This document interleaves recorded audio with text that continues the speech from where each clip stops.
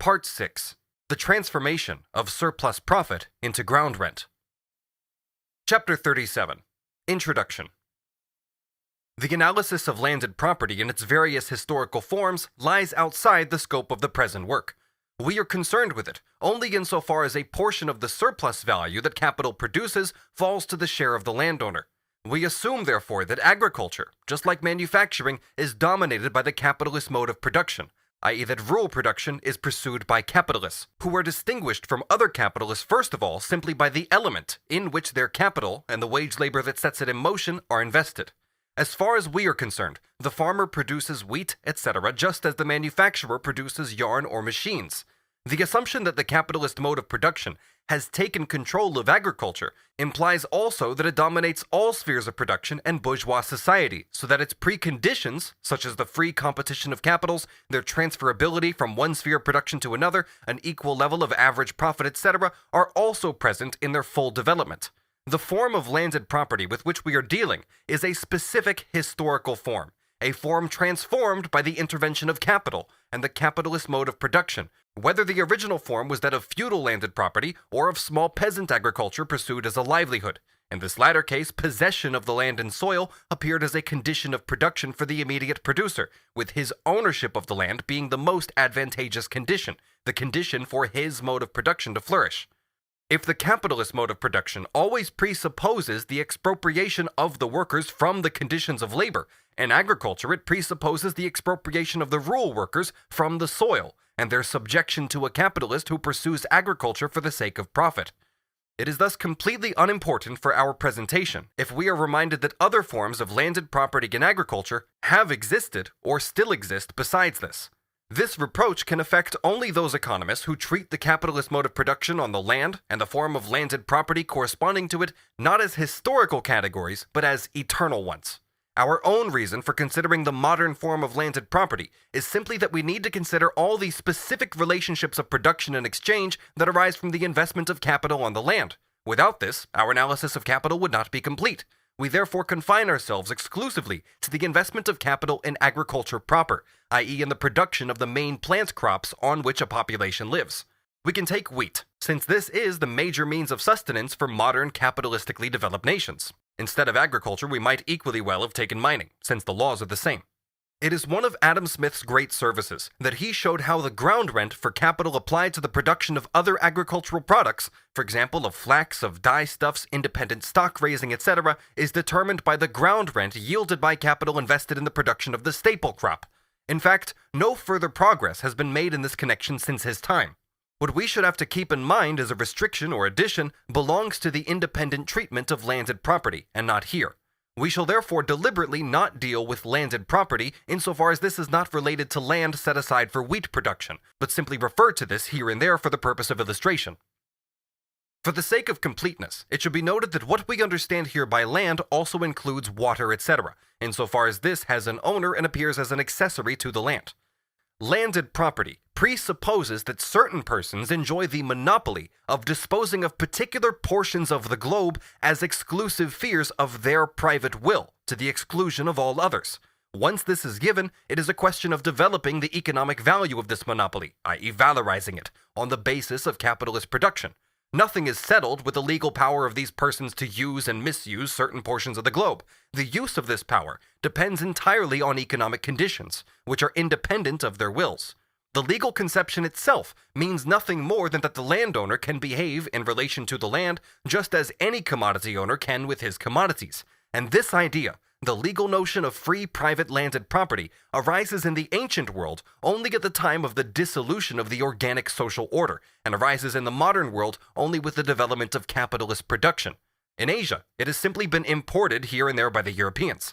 In the section on primitive accumulation, in Volume 1, Part 8, we saw how this mode of production presupposes on the one hand that the direct producers are freed from the position of a mere appendage of the soil, in the form of bondsmen, serfs, slaves, etc., and on the other hand the expropriation of the mass of the people from the land.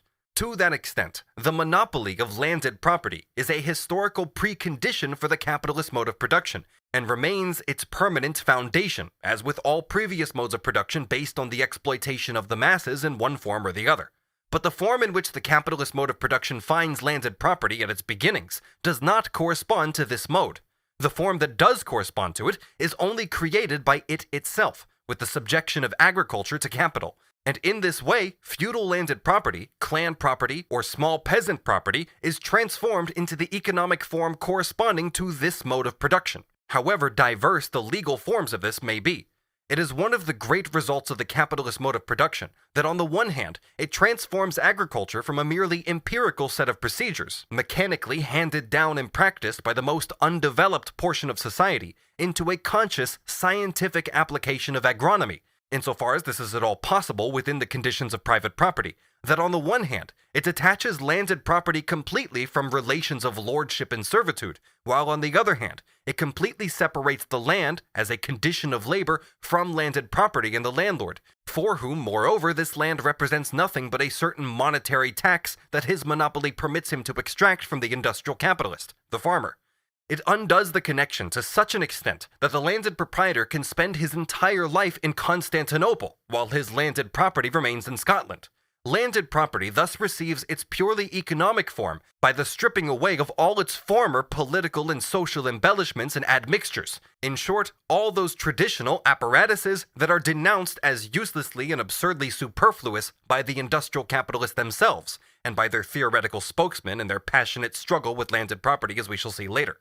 The rationalization of agriculture, which enables this to be pursued for the first time on a social scale, and the reduction of landed property to an absurdity, these are the great services of the capitalist mode of production. Just like its other historical advances, it purchased these too first of all by the complete impoverishment of the immediate producers. Before we come on to the subject itself, a few preliminary observations are still needed to guard against any misunderstandings. The presuppositions for the capitalist mode of production are thus as follows. The actual cultivators are wage laborers employed by a capitalist, the farmer, who pursues agriculture simply as a particular field of exploitation of capital, as an investment of his capital in a particular sphere of production. At certain specified dates, for example annually, this farmer capitalist pays the landowner, the proprietor of the land he exploits, a contractually fixed sum of money, just like the interest fixed for the borrower of money capital, for the permission to employ his capital in this particular field of production. This sum of money is known as ground rent, irrespective of whether it is paid for agricultural land, building land, mines, fisheries, forests, etc. It is paid for the entire period for which the landowner has contractually rented the land to the farmer. Ground rent is thus the form in which landed property is economically realized, that is, valorized. We have together here, moreover, and confronting one another, all three classes that make up the framework of modern society: wage laborer, industrial capitalist, and landowner. Capital may be fixed in the earth, incorporated into it, both in a more transient way, as in the case with improvements of a chemical kind, application of fertilizer, etc., and more permanently, as with drainage ditches, the provision of irrigation, leveling of land, farm buildings, etc. I have elsewhere used the expression land capital to denote capital incorporated into the earth in this way. This is one of the categories of fixed capital. Interest on the capital incorporated into the earth and the improvements that are thereby made to the soil as an instrument of production may form a portion of the rent that is paid by the farmer to the landowner, but it does not constitute ground rent proper, which is paid for the use of the soil as such, whether this is in a state of nature or is cultivated. In a systematic treatment of landed property, which lies beyond our present scope, this portion of the landowner's income would be presented in detail. Here, a few words on the subject must be sufficient. The more temporary capital investments that are involved in the ordinary production process in agriculture are all made without exception by the farmer himself. These investments, and even simple cultivation if it is conducted in any kind of rational way, i.e. if it cannot just be reduced to the brutal exhaustion of the soil, as is the case for instance in the former slave states of North America, against which however the landowners insure themselves in the contract, these investments improve the soil, increase its product, and transform the earth from a mere raw material into earth capital. A cultivated field is worth more than an uncultivated one of the same natural quality. Even the more permanent fixed capital incorporated into the earth, which is used up over a longer time, is in large measure the work of the farmer, and in certain spheres often exclusively so. But as soon as the lease stipulated in the contract has expired, And this is one of the reasons why the landowner seeks to shorten the term of the lease to a minimum as capitalist production develops. The improvements made to the land fall to the landowner as his property, as an inseparable accident of the substance, the land. When the new lease contract is concluded, the landowner adds interest on the capital incorporated into the earth to the ground rent proper, whether he leases the land again to the farmer who made the improvements or to another farmer. His rent thus swells, or if he plans to sell the land, and we shall go on to see how its price is determined, its value has now risen. He does not sell just the land, but rather the improved land, the capital incorporated into the earth, which has cost him nothing. This is one of the secrets, quite apart from the movement of ground rent as such, of the increasing enrichment of the landowners, the constant inflation of their rents, and the growing money value of their estates as economic development progresses. Thus they put away in their own private purses the result of a social development achieved without their participation. They are frugi consumere nati, those born to consume the fruits. But this is equally one of the greatest obstacles to a rational agriculture, since the farmer avoids all improvements and outlays which are not expected to give their full return during the duration of his lease, and we find this denounced as such an obstacle time and again, both in the last century by James Anderson, the true discoverer of the modern theory of rent, who was also a practicing farmer and for his time a significant agronomist, and in our own day by the opponents of the present arrangement of landed property in England. A. Walton, in History of the Landed Tenures of Great Britain and Ireland, published in London 1865, says on this subject, quote, "All the efforts of the numerous agricultural associations throughout the country must fail to produce any very extensive or really appreciable results in the real advancement of agricultural improvement, so long as such improvements mean, in a far higher degree, increased value to the estate and rent roll of the landlord than the bettering condition of the tenant farmer or the laborer.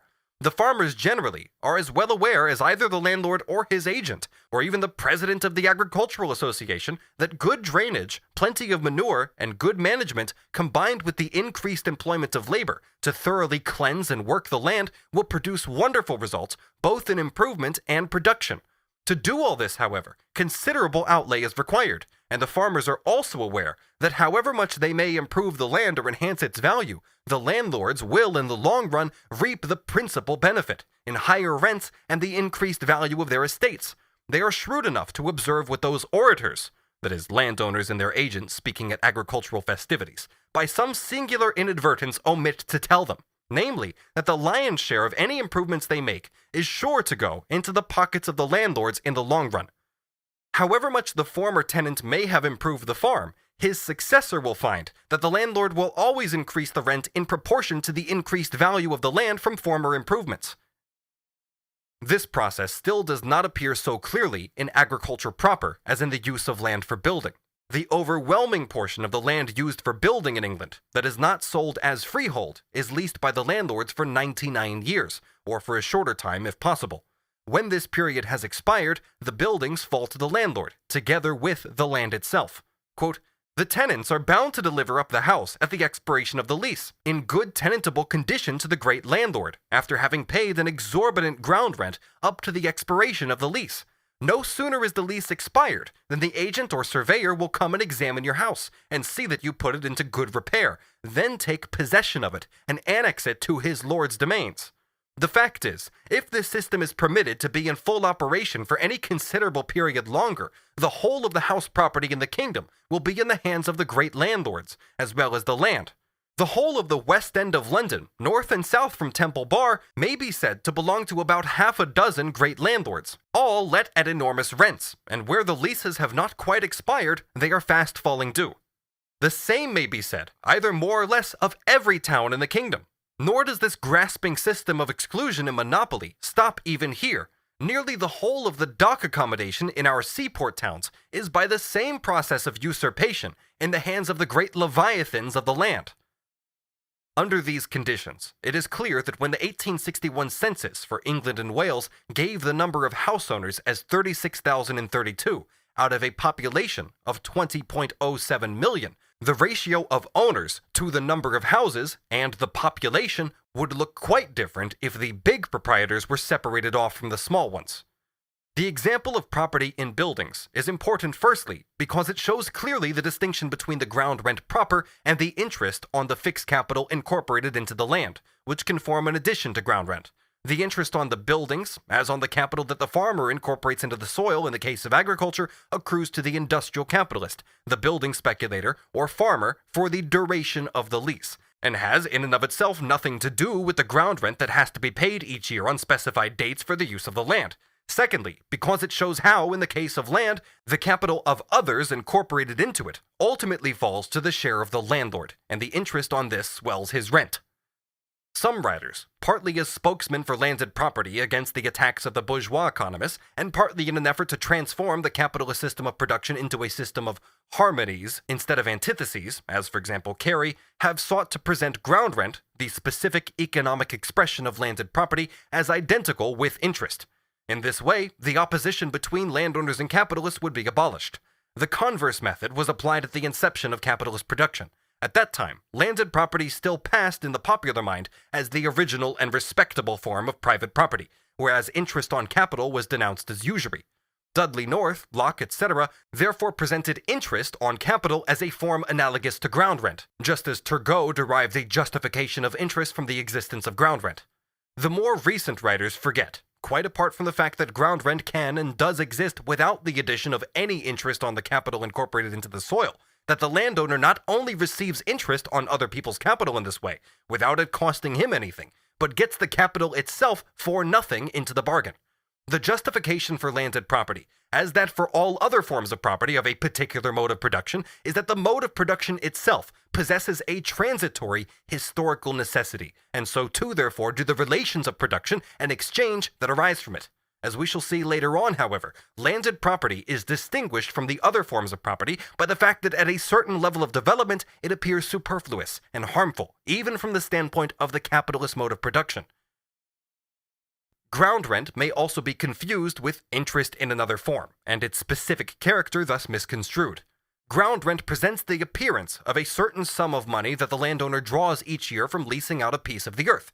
We have already seen how any particular money income can be capitalized, i.e. can be considered as the interest on an imaginary capital. If the average interest is 5%, for example, an annual ground rent of £200 may be viewed as the interest on a capital of £4,000. It is the ground rent, as capitalized in this way, that forms the purchase price, or value, of the land, a category that is at first glance irrational, in the same way that the price of labor is irrational, since the earth is not the product of labor, and thus does not have a value. On the other hand, however, this irrational form conceals a genuine relation of production. If a capitalist pays £4,000 for land that yields an annual rent of $200, he draws the average annual interest of 5% on the $4,000, in just the same way as if he had invested this capital in interest-bearing securities, or lent it out directly at 5% interest. There is a valorization of a capital of £4,000 at 5%. On this assumption, in 20 years, he would have replaced the purchase price of his property by the receipts from it.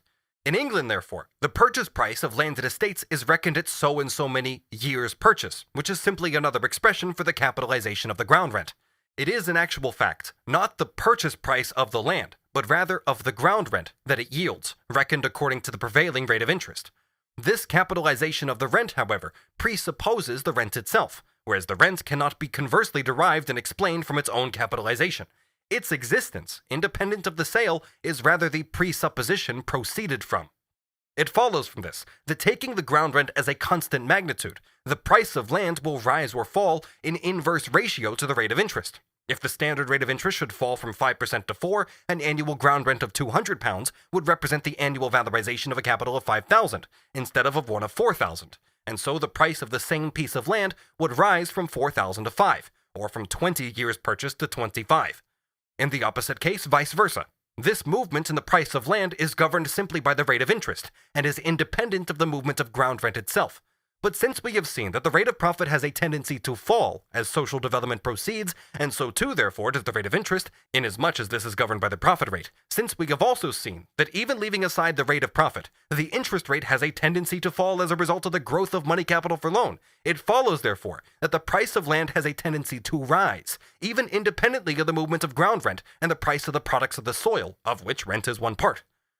The confusion between ground rent itself and the form of interest that it assumes for the purchaser of the land, a confusion that is based on complete ignorance as to the nature of ground rent, cannot but lead to the most peculiar and incorrect conclusions. Since landed property is seen in all older countries as a particularly superior form of property, and the purchase of land moreover as a particularly secure capital investment, so the rate of interest at which ground rent is bought generally stands somewhat lower than is the case with other long-term capital investments, so that the buyer of the land may receive, say, only 4% of his purchase price, while he would otherwise receive 5% for the same capital. Or, what comes to the same thing, he pays more capital for the ground rent than he would for the same annual money income in other investments.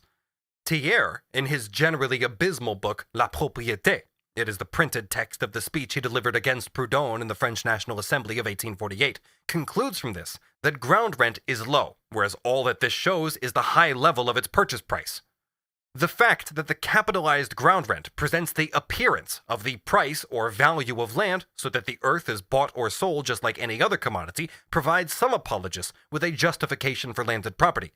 The buyer has paid an equivalent for it, as with any other commodity, and the greater part of landed property has changed hands in this way. The same justification would then also apply to slavery, since for the slave owner who has paid cash for his slaves, the product of their labor simply represents the interest on the capital invested in their purchase. To derive a justification for the existence of ground rent from its purchase and sale is nothing more than justifying its existence in terms of its existence. Important as it is for the scientific analysis of ground rent, i.e. the autonomous specific economic form of landed property on the basis of the capitalist mode of production, to consider it in a pure form and free from all adulterations and blurring admixtures, it is just as important for understanding the practical effects of landed property, and even for theoretical insight into a mass of facts that contradict the concept and nature of ground rent, and yet appear as its modes of existence, to know the elements from which these obscurities in the theory arise. In practice, everything that the farmer pays the landowner in the form of the lease price for permission to cultivate the soil appears as ground rent. Whatever the components out of which this tribute has been put together, and whatever the sources from which it might derive, it has in common with ground rent proper that the monopoly to a piece of the earth enables the so-called landowner to exact a tribute, to put a price on it. What this has in common with ground rent proper is that it determines the price of land, which, as shown above, is nothing but the capitalized revenue from the lease of the land. We have already seen how interest on capital incorporated into the soil may form a foreign component of the ground rent of this kind, a component that must form an ever-growing addition to the total rental of a country as economic development proceeds. But leaving aside this interest, it is possible for the lease price to include either partly, or in certain cases entirely, i.e. when ground rent proper is completely absent and the land thus actually valueless, a deduction from average profit, normal wages, or both together.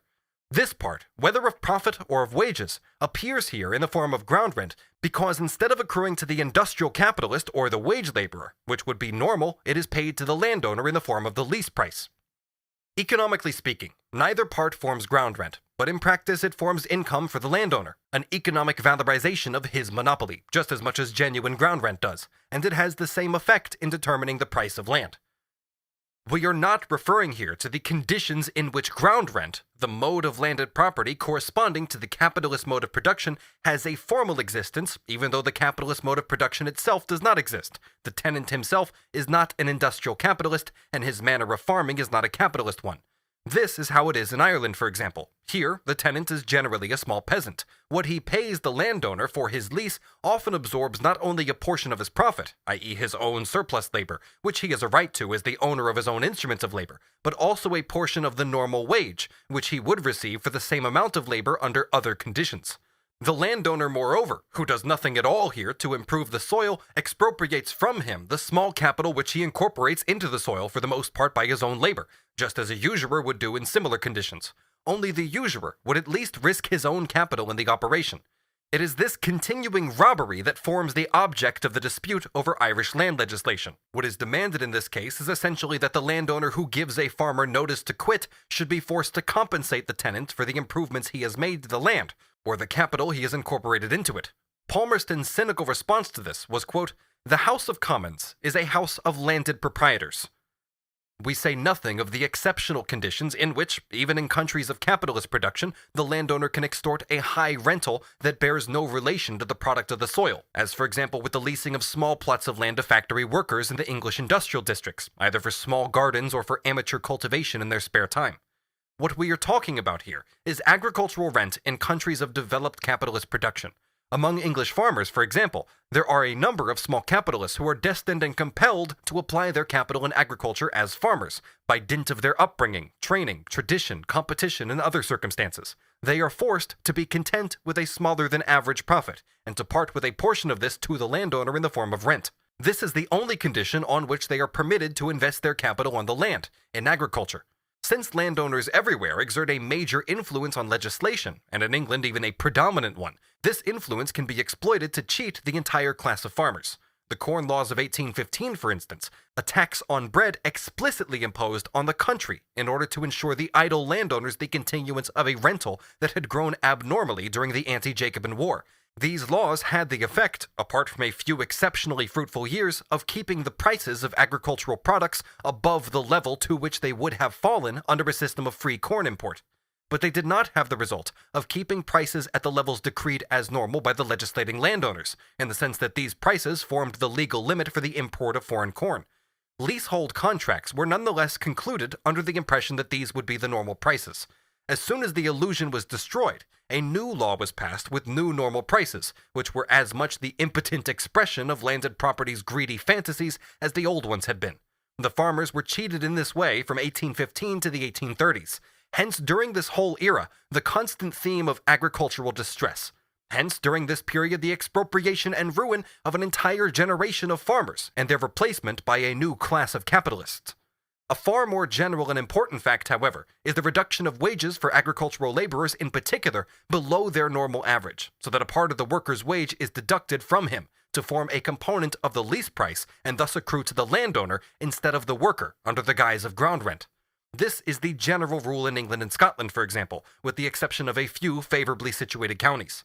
The proceedings of the parliamentary committees of inquiry, which studied the level of wages paid in England before the introduction of the Corn Laws, up till now the most valuable contribution to the history of wages in the 19th century, and almost unexploited besides being at the same time a pillory which the English aristocracy and bourgeoisie erected for themselves, proved convincingly and beyond all doubt that the high rents and corresponding rise in land prices during the anti-Jacobin War were due in part to a deduction from wages and their suppression even below the physical minimum, i.e. to the handing over to the landowner of a part of the normal wage.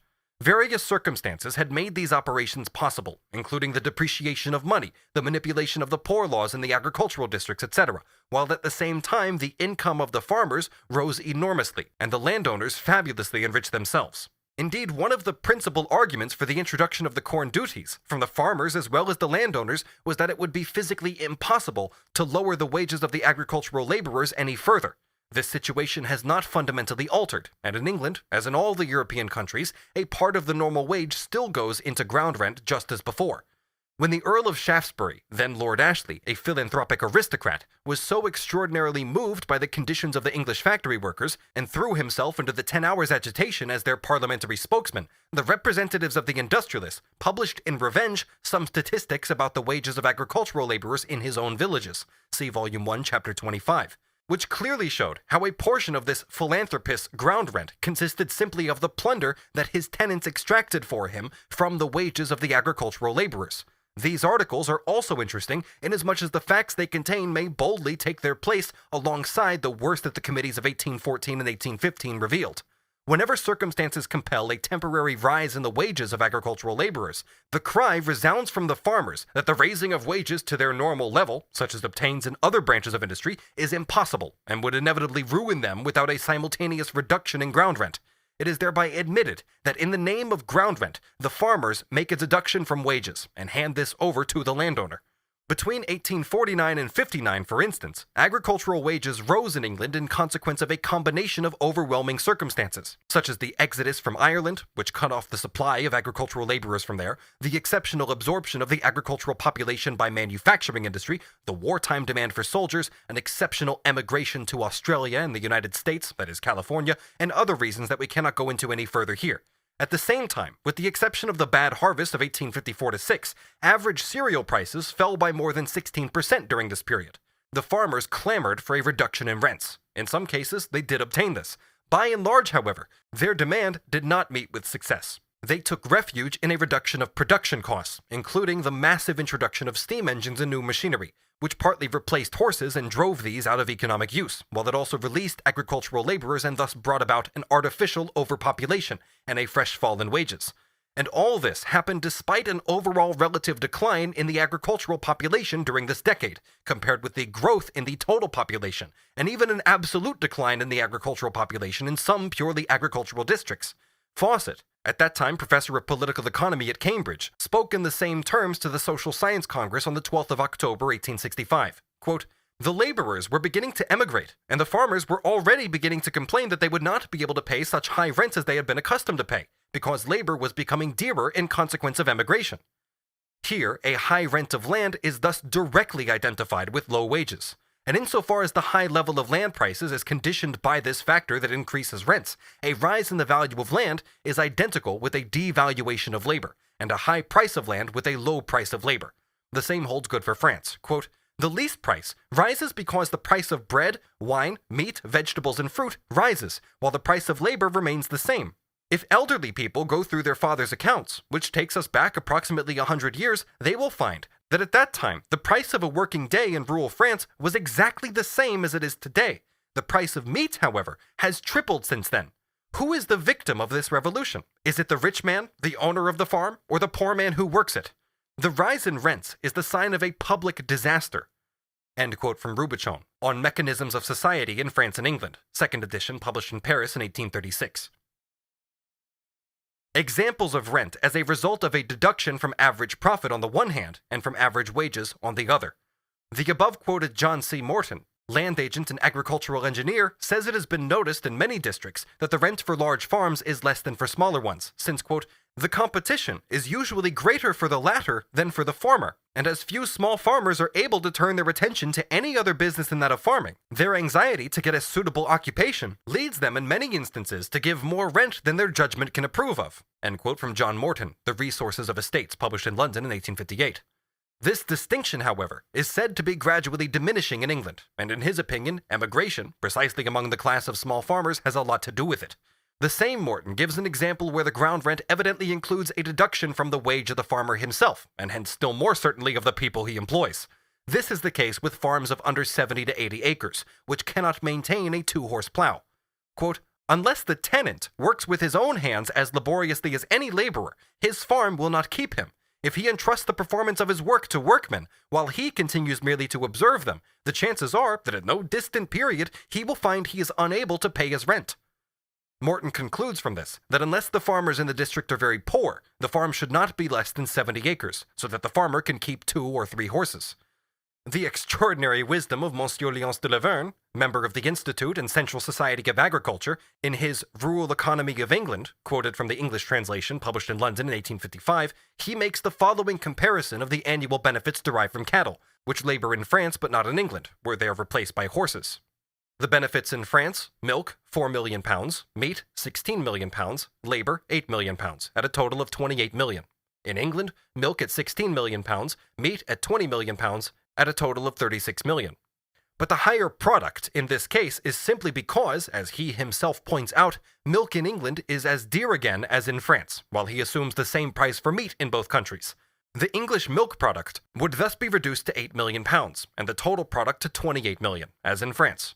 It is a bit much for Monsieur Laverne to take into account at the same time both the quantities produced and the differences in price, so that if England produces certain articles at greater cost than France, which means at most a bigger profit for farmers and landowners, this appears as a superiority of English agriculture.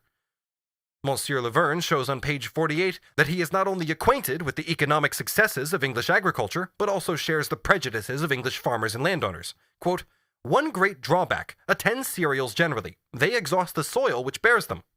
Laverne not only believes that other crops do not do this, he believes that fodder and root crops enrich the soil. Quote, "Forage plants derive from the atmosphere the principal elements of their growth. While they give to the soil more than they take from it, thus both directly and by their conversion into animal manure contributing in two ways to repair the mischief done by cereals and exhausting crops generally. One principle, therefore, is that they should at least alternate with these crops. In this consists the Norfolk rotation. No wonder, then, that Laverne, believing these fairy tales about English rural conditions, should also believe that the wages of English rural laborers have lost their former abnormal character since the abolition of the Corn Laws. See what we already said on this subject in Volume 1, Chapter 25. We may also listen to what Mr. John Bright had to say in his speech in Birmingham on the 13th of December, 1866. After speaking of the 5 million families who are not represented at all in Parliament, he continued, quote, "There is among them 1 million, or rather more than 1 million, in the United Kingdom who are classed in the unfortunate list of paupers. There is another million just above pauperism, but always in peril lest they should become paupers. Their condition and prospects are not more favorable than that. Now look at the ignorant and lower strata of this portion of the community. Look to their abject condition, to their poverty, to their suffering, to their utter hopelessness of any good. Why, in the United States, even in the southern states during the reign of slavery, every Negro had an idea that there was a day of jubilee for him. But to these people, to this class of the lowest strata in this country, I am here to state that there is neither the belief of anything better, nor scarcely an aspiration after it. Have you read a paragraph which lately appeared in the newspapers about John Cross, a Dorsetshire laborer?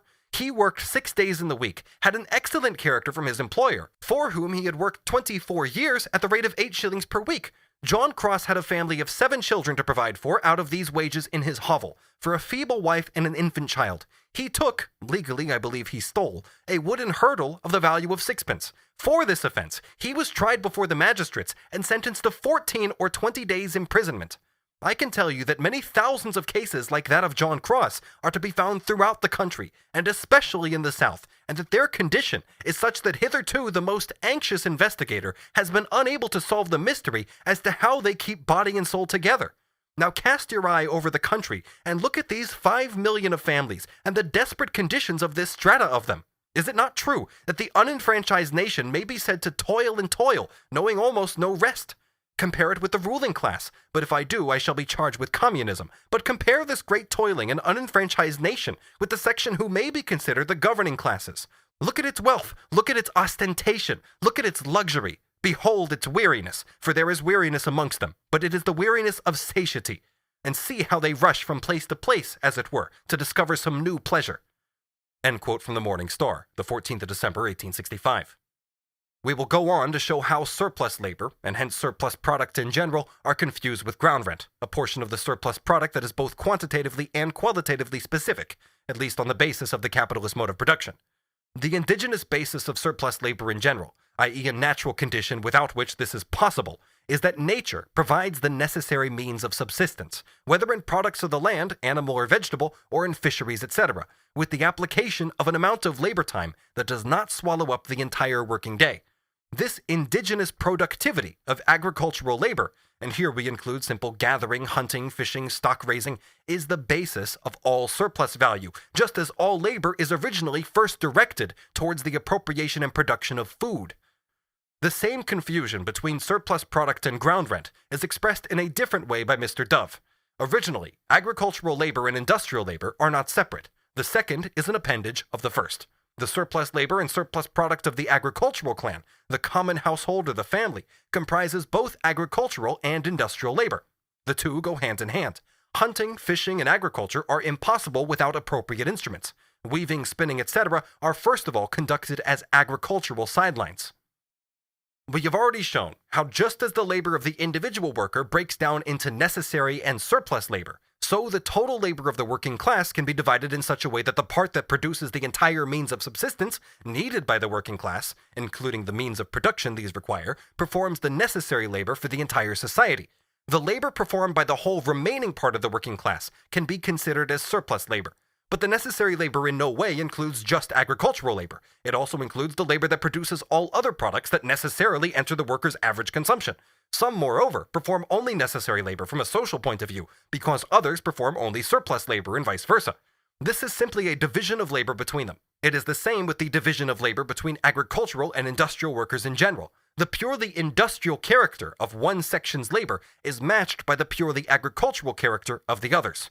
This purely agricultural labor is in no way of natural and spontaneous origin, but is rather itself a product of social development, and a very recent one at that, which has by no means been everywhere attained. It corresponds to a quite specific stage of production. Just as a part of agricultural labor is objectified in products that either serve simply for luxury or form industrial raw materials but in no way go into foodstuffs, at least not foodstuffs for the masses, so on the other hand, a part of industrial labor is objectified in products that serve as necessary means of consumption for agricultural and non-agricultural workers alike. It is wrong to conceive this industrial labor, from the social standpoint, as surplus labor. It is in part just as much necessary labor as the necessary portion of agricultural work is. It is also simply the autonomized form of a part of the industrial labor which was formerly linked indigenously with agricultural labor, a necessary reciprocal supplement to the purely agricultural labor that has now become separate from this. Considering just the material aspect, 500 mechanized weavers, for example, produce a far higher degree of surplus cloth than one, i.e. much more than is required for their own clothing. In considering the forms of appearance of ground rent, i.e. the lease price that is paid to the landowner under this heading for the use of the soil, whether for productive purposes or those of consumption, we must keep in mind finally that the prices of things that have no value in and of themselves, either not being the product of labor, like land, or which at least cannot be reproduced by labor, such as antiques, works of art by certain masters, etc., may be determined by quite fortuitous combinations of circumstances. For a thing to be sold, it simply has to be capable of being monopolized and alienated. There are three major errors which obscure the analysis of ground rent and are to be avoided in dealing with it. 1. The confusion between the various forms of rent that correspond to different levels of development of the social production process. Whatever the specific form of rent may be, what all its types have in common is the fact that the appropriation of rent is the economic form in which landed property is realized, and that ground rent in turn presupposes landed property, the ownership of particular bits of the globe by certain individuals. Whether the owner is a person representing the community, as in Asia, Egypt, etc., whether this landed property is simply an accidental accompaniment of the property that certain persons have in the persons of the immediate producers, as in the systems of serfdom and slavery, whether it is pure private property that non-producers have in nature, a simple ownership title to land, or finally, whether it is a relationship to the land which, as with colonists and small peasant proprietors, appears as directly implied, given their isolated and not socially developed labor, in the appropriation and production of the products of particular bits of land by the direct producers. This common character of the different forms of rent as the economic realization of landed property, the legal fiction by virtue of which various individuals have exclusive possession of particular parts of the globe, leads people to overlook the distinctions. 2. All ground rent is surplus value, the product of surplus labor. In its more undeveloped form, rent in kind, it is still a direct surplus product. Hence the error that the rent corresponding to the capitalist mode of production, which is always an excess over and above profit, i.e. over and above a portion of commodity value that itself consists of surplus value, that is surplus labor, that this particular and specific component of surplus value can be explained simply by explaining the general conditions of existence for surplus value and profit. These conditions are, first, that the direct producers must work for more time than is required to reproduce their own labor power, i.e. to reproduce themselves. They must perform some kind of surplus labor. This is the subjective condition. But the objective condition is that they also can perform surplus labor, that natural conditions are such that a part of their available labor time is sufficient to reproduce and maintain them as producers, that the production of their necessary means of subsistence does not consume their entire labor time. Natural fertility sets one limit here, as a point of departure or basis. The development of the social productivity of labor sets the other limit. Looked at more closely, since the production of foodstuffs is the very first condition of their life, and of any production at all, the labor employed in this production, i.e. agricultural labor in the broadest economic sense, must be sufficiently fruitful to prevent the entire available labor time from being absorbed in the production of foodstuffs for the immediate producers, so that agricultural surplus labor, and hence an agricultural surplus product, is possible. To take this further, the total agricultural labor, necessary and surplus, of one section of society must be sufficient to produce the necessary foodstuffs for the entire society, i.e. also for the non-agricultural workers. This great division of labor between agriculturalists and industrialists must be possible, and similarly that between those agriculturalists who produce foodstuffs and those who produce raw materials. Even though the labor of the direct producers of foodstuffs taken by itself breaks down into necessary and surplus labor, in relation to society, it thus represents the necessary labor required simply for the production of foodstuffs. The same thing is the case, incidentally, with any division of labor within society as a whole, as distinct from the division of labor within the individual workshop. It is the labor necessary for the production of particular articles, for the satisfaction of a particular social need for particular articles. If this division is in due proportion, products of various types will be sold at their values, and at a further stage of development at their prices of production, or at least at prices which are modifications of these values or production prices as determined by general laws. This is, in fact, the law of value as it makes itself felt, not in relation to the individual commodities or articles, but rather to the total products at a given time of particular spheres of social production autonomized by the division of labor, so that not only is no more labor time devoted to each individual commodity than necessary, but out of the total social labor time, only the proportionate quantity needed is devoted to the various types of commodity. Use value still remains a condition. But if in the case of the individual commodity, this use value depends on its satisfying in and of itself a social need, in the case of the mass social product, it depends on its adequacy to the quantitatively specific social need for each particular kind of product, and therefore on the proportional division of the labor between these various spheres of production in accordance with these social needs, which are quantitatively circumscribed. This point should be introduced in connection with the distribution of capital between the various spheres of production. The social need, i.e. the use value on the social scale, here appears decisive for the quota of total social labor time that falls to the share of the various particular spheres of production. But this is simply the same law that is already exhibited by the individual commodity, i.e. that its use value is the precondition of its exchange value, and hence of its value. It is a point that bears on the relation between necessary and surplus labor, only inasmuch as an imbalance in this proportion means that the commodity value, and therefore also the surplus value contained in it, cannot be realized. For example, the proportion of cotton goods produced may be too high, even though the labor time realized in this total product is simply that needed under the given conditions. But too much of society's overall labor has been spent on this particular branch, and so a portion of the product is useless. The total product is therefore sold as if only the necessary proportion had been produced. This quantitative barrier to the quotas of social labor time devoted to the various particular spheres of production is simply a further developed expression of the law of value in general, even though necessary labor time takes on a different meaning here. Only such and such a quantity of this is required in order to satisfy the social need. The limit, in this case, emerges through the use value. Under the given conditions of production, society can spend only so much of its total labor time on one particular kind of product, but the subjective and objective conditions of surplus labor, and surplus value in general, have nothing to do with the particular form, whether this is profit or whether it is rent. They apply to surplus value as such, whatever particular form this may assume. They therefore do not explain ground rent. 3. A particular peculiarity that arises with the economic valorization of landed property, that is, the development of ground rent, is that its amount is in no way determined by the action of its recipient, but rather by a development of social labor that is independent of him and in which he plays no part. This is why something that is common to all branches of production and their products on the basis of commodity production and to capitalist production in particular, which is commodity production in its entirety, is easily conceived as a peculiar property of rent, and of the product of agriculture in general. The level of ground rent, and with it the value of land, rises in the course of social development as a result of the overall social labor. Not only does the market and the demand for agricultural products grow, but the demand for the land itself also grows directly, since it is a condition of production competed for by all possible branches of business, including non-agricultural ones. Rent, moreover, and with it the value of land, confining ourselves simply to agricultural rent proper, develops along with the market for the product of land, and hence with the growth in the non-agricultural population. It increases with their needs, and their demand both for foodstuffs and for raw materials. It lies in the nature of the capitalist mode of production that it constantly reduces the agricultural population in relation to the non-agricultural, because in industry, in the narrow sense, the growth of constant capital in relation to variable is linked with an absolute growth in variable capital, even if a relative decline in relation to constant.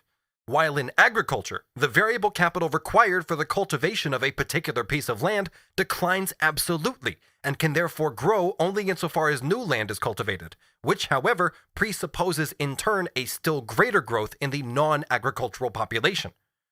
In actual fact, what we have here is not a phenomenon peculiar to agriculture and its products. The same applies rather to all other branches of production and products, on the basis of commodity production and its absolute form, capitalist production.